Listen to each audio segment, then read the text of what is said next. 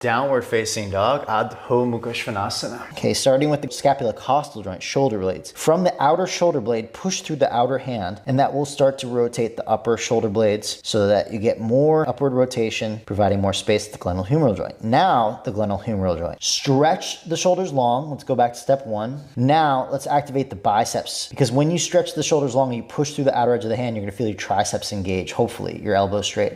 Now, counteract that or balance it by activating the biceps. You might have to look to the ground, or some of you might find it easier with a relaxed neck.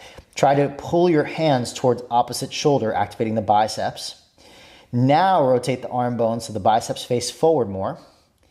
Now pronate the forearms so you get that inner edge of the palm faces down more while the biceps face forward, and that should be exhausting. Let's go to Dolphin Pose. So here, what I usually do, make an 11 with your arms, parallel forearms, and then I try to lift the wrist up off the ground and pronate the forearms. And now your upper arm bones are already fully externally rotated pretty much. And I mean, you can go a little bit more probably, some of you, but you're gonna try to pronate the forearms downward without the wrist necessarily being on the ground. And then my struggle here is actually putting the hands down on the ground because it cocks the wrist in a weird way. So one thing you could do is you can put your hands up on top of something, maybe like roll over the mat. So the palms are on the mat a little bit more lifted. And I'm really trying to pronate the forearms. Some of you are gonna be like, well, this is so easy. That means you've got a lot of pronation. Keep that. I'm actively trying to lift the outer wrist up and pronate the inner forearm down right now. Now, come to Dolphin Pose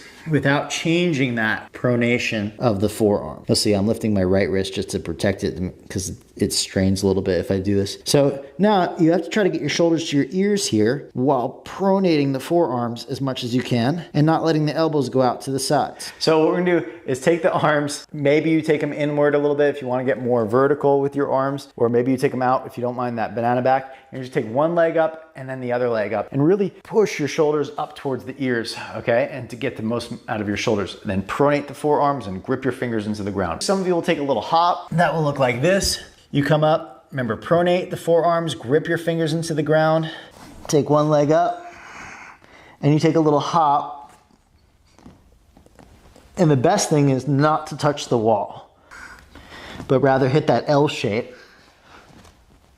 And this can be fairly nice.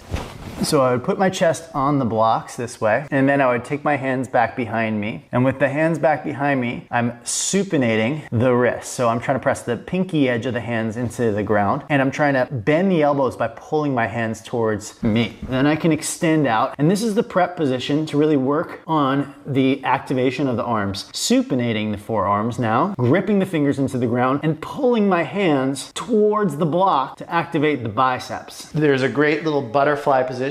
You take your feet together, knees wide, and your hands back behind you. It's very awkward to get into this pose because you have to have that flexibility of the wrist to bend the elbows and place your elbows as low on the abdomen as possible. And then you start to lean forward